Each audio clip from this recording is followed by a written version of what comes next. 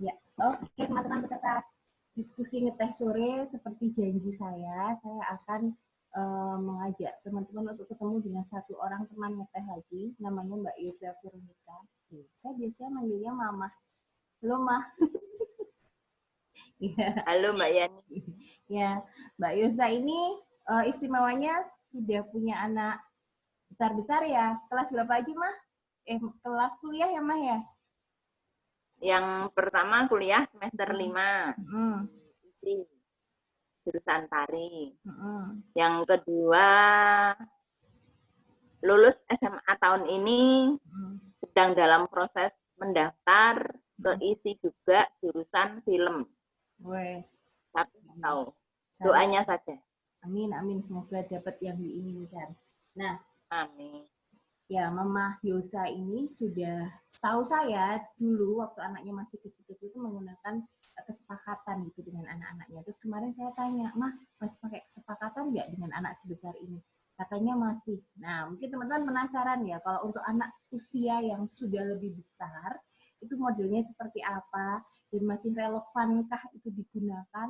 Apa kita harus ganti dengan model yang lain? Nah, tadi ceritanya Mama Yuza. Aku manggilnya Mah aja yo, soalnya biasa seperti itu. Gak apa ya. Oke. Ya, enggak kaku ya. Enggak waku. Oke, Mah, yang dirimu rasakan dengan menggunakan model kesepakatan itu apa sih manfaatnya dengan usia anak-anak yang jauh lebih besar ini? Ya kalau aku sih karena mungkin terbiasa pakai kesepakatan, terus terbiasa sama anak itu diskusi, Hmm. itu enak sih Mbak. Jadi kalau ngobrol sama mereka masalah apapun itu ya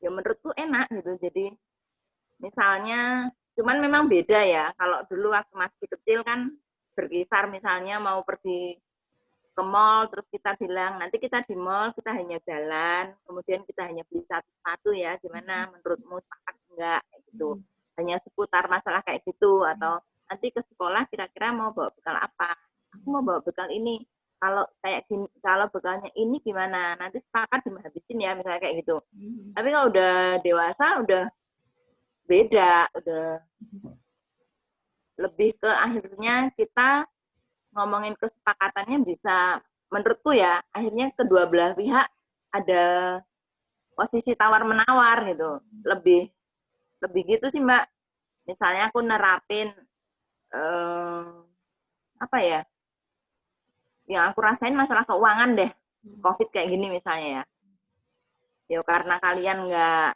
sekolah gimana kalau kita sepakat bahwa kita nggak ngasih uang saku karena kalian kan nggak pergi kemana-mana misalnya kayak gitu akhirnya mereka argumen tapi mah misalnya kita nggak kemana-mana tapi kita juga butuh ini butuh ini butuh ini yang terjadi itu kita berunding mbak kesepakatannya itu benar-benar hasil perundingan yang kadang-kadang alot kadang-kadang pakai agak cemberut gitu tapi menurutku itu bisa dilalui lah dengan kebiasaan kita dari masa kecil beda dengan kalau kita nggak terbiasa diskusi terus nggak terbiasa bikin kesepakatan aku pikir anak-anak nggak akan terbiasa ya.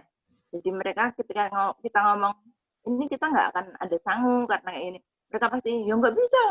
Bayanganku sih aku nggak tahu ya teman-teman lain di luar sana yang tidak pernah menggunakan kesepakatan gitu.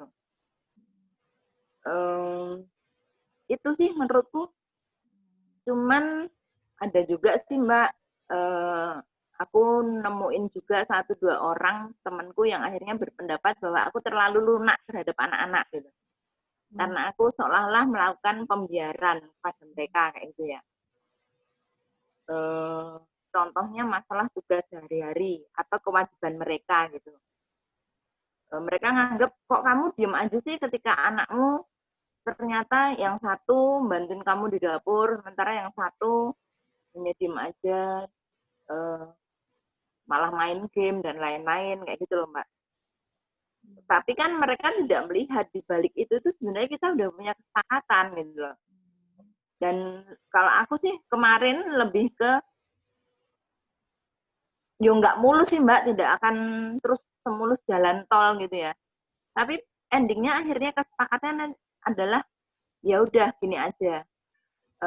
Apa yang kalian perbuat itu kan yang menuai hasil kalian sendiri gitu. Ketika yang satu rajin, menurutku ya pengalamanku ya dia akan dapat manfaat keesokan harinya. Yang males-malesan ya sama aja, efeknya juga itu udah kesepakatan di kita Mbak. Ya udah kalau kamu nggak mau berarti kamu akan menuai hasilnya sendiri loh Dek, gini-gini. Dan yang kurasakan ketika kita menyerahkan bentuk tanggung jawab seperti itu ke mereka, yo walaupun 1-2 kali mereka abai, tapi mereka kembali Mbak, pasti kembali gitu loh. Contohnya yang jelas itu anakku yang nomor 2 tuh, yang cowok. Itu lebih ini sih ya,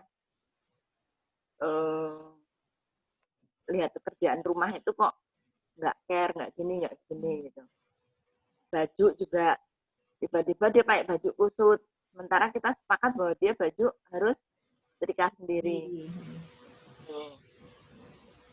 Aku biarkan Mbak, karena kita udah sepakat tuh, bajumu harus setrika sendiri, karena kakak sudah setrika baju kakak sendiri misalnya gitu. Ya dia pergi dengan baju kusut ketika dia menemukan temannya ngatain, akhirnya kan dia malu tuh Mbak. Ya akhirnya dia setrika sendiri, mau nggak mau dia sudah mulai merasa bahwa ketika itu kita udah sepakat ya aku nggak akan ngerjain Mbak. Gitu. Dia dapat tugasnya nyapu halaman. Walaupun tetangga bilang, 4 juta itu halaman depannya kotor gitu ya. Aku tetap diam, nggak akan ku kerjakan karena kita udah sepakat itu tugas dia. Yo sejauh ini akhirnya dia melakukan Mbak, gitu loh. Diingetin nggak? Walaupun kayak gitu. Tetap diingetin Mbak. 1-2 kali tetap diingetin.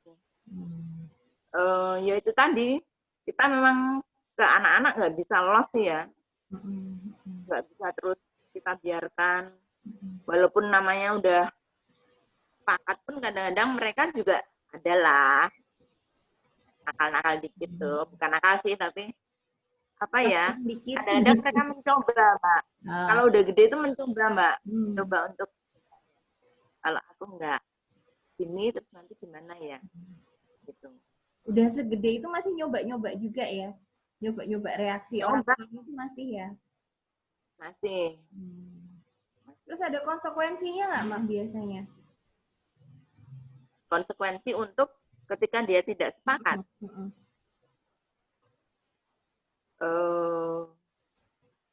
Harus ada. Harus ada Mbak. Kalau enggak ya mereka lebih akan nganggap bahwa kita main-main. Jadi kayak contoh yang terakhir ini, lanjut. Contoh yang terakhir ini, yang kecil minta motor baru. Aku bilang, ya udah kita bikin kesepakatan, gitu kan. Kamu dapat motor ketika kamu bisa masuk kuliah negeri. Dan itu oke, deal gitu. Di awal deal Mbak gitu. 1-2 bulan perjalanan ternyata dia merasa, Mah, sekarang aja beli motornya. Kayak gitu tuh masih Mbak, sekarang aja mah beli motornya. Enggak, kita tetap pada kesepakatan kita gitu kan. Minggu tenang Mbak. Nah, minggu keduanya mulai lagi WA. Mah, tuh kan aku nggak punya motor kakak, mana mau dipakai, jadi kan rame toh. Marah. Itu nanti. Tapi aku tetap pada keputusanku, enggak. Karena kita beli ketika kamu masuk kuliah itu negeri. Jadi memang orang tua tetap harus, ya aku pikir ya.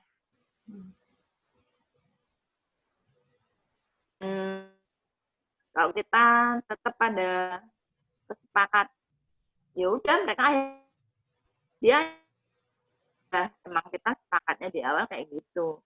Dan karena ini belum pengumuman, ya dia udah nggak berani lagi bilang, sekarang aja mah beli motornya. Nunggu. Ya karena kan kalau dia nggak diterima negeri kan berarti kita melanggar kesepakatan kan. Itu contoh terbaru Mbak. Tapi memang harus bertahan, Mbak. Halo para orang tua, bertahanlah kalau kita sudah bikin kesepakatan. Jangan sampai kalian luluh. Kuat-kuatan ya, Mah. Jadi nggak cuma waktu kecil ya. Waktu kecil itu kan kuat-kuatan ya. Anaknya minta apa, kalau nggak diturutin nangis. Itu sampai gede masih ya. Jadi mental orang tua tuh bertahannya masih harus terus tetap meskipun anaknya sudah besar gitu ya. Banget. Kalau masih kecil itu kan lebih cenderung ke kadang kita nggak tega ketika mereka nangis. Lebih banyak seperti itu. Kalau sekarang udah gede, lebih ke jengkel.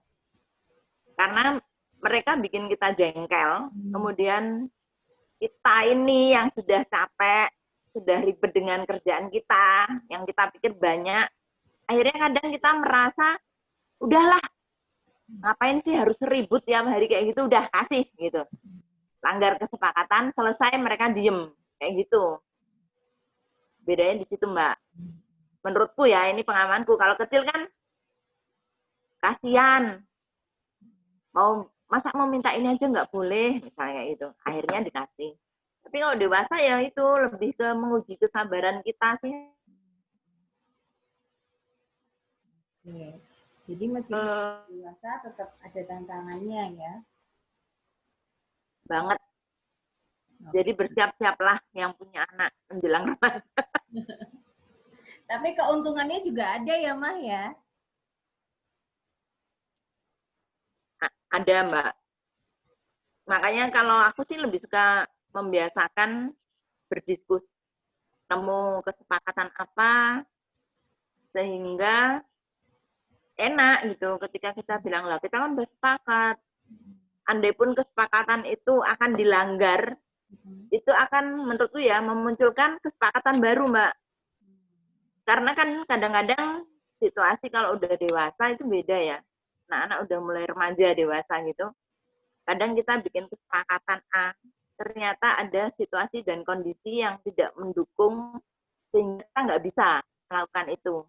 Akhirnya kita diskusi lagi nih, gimana ya, kok ternyata ini kita nggak bisa gini. Dan itu melahirkan kesepakatan baru, Mbak. Ya apa ya, plan A, plan B mungkin ya. Ini nggak bisa, akhirnya kita lari ke ini. Ya, tapi kan kalau misalnya kita nggak terbiasa diskusi, susah loh Mbak Yani. Susah banget itu. Akhirnya karena aku yang biasa ya kecenderungannya orang tua nyuruhnya gini gitu ya. Iya. Aku aja yang udah biasa ngobrol sama anak, kadang di saat aku capek, di saat banyak pikiran gitu tuh, kadang ya sempat emosi. Ntar kalau udah tenang baru ngobrol lagi. Ya begitulah. Nah, aku penasaran ini mah, kan kita waktu anak-anak masih kecil itu kan membiasakan kesepakatan dengan harapan anak-anak nanti tidak tumbuh menjadi orang yang suka memaksakan kehendak apa-apa keturutan gitu. Lalu kita bikin kesepakatan supaya anak bisa punya tanggung jawab lah terhadap diri sendiri, bisa diajak rembukan gitu, nggak langsung memaksakan ini dan itu. Merasakan nggak Mah beneran dampak seperti itu ketika anak-anak remaja ini sekarang masuk ke dewasa awal ya? Dampak positif. Maksudnya kan, iya dampak positif kan kita menggunakan kesepakatan harapannya supaya ke depannya anak-anak ini tidak jadi orang yang suka memaksakan kehendak, punya cukup pengalaman kecewa gitu ya, jadi nggak maksudnya nggak udung gitu loh kalau pengen sesuatu, wah udung. Ya, gimana Mah? Beneran nggak kayak gitu? Ya, menurutku bener sih.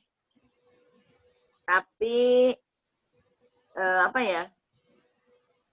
Kalau aku sendiri pengalamanku anak-anak itu cenderung bahkan sampai usia remaja itu kadang-kadang memang masih suka tetap memaksakan kehendak dalam artian mengusahakan. Aku kayak inilah anakku yang gede, dia pengen beli laptop. pengen nih mah, pengen nih mah, pengen nih mah. Kadang-kadang kan mereka nggak paham Mbak, bahwa ketika mereka punya keinginan itu, pengen banget gitu rasanya. Godaan lah ya, pengen banget. Tapi ketika mereka udah dapat, itu kan biasa ya Mbak rasanya. Kita yang orang tua mungkin karena udah ngalamin jadi tahu gitu. Tapi mereka, bagi mereka kan hanya ada satu kata bahwa ketika mereka minta, orang tua nggak boleh. Titik, gitu kan. Yo, kesepakatan itu akhirnya kalau pengalamanku sih membuat anakku yang gede ketika mau melakukan sesuatu mikir Mbak. Memang awalnya dia beberapa kali minta ini, ya udah aku belikan ya, kita beli.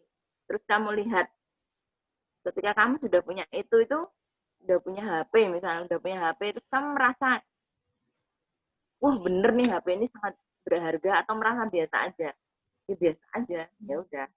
Besoknya lagi dia mau sesuatu, akhirnya sekarang yang kuterapkan ketika kamu mau beli barang, kamu harus beli dengan uangmu sendiri. Kan gituin Mbak.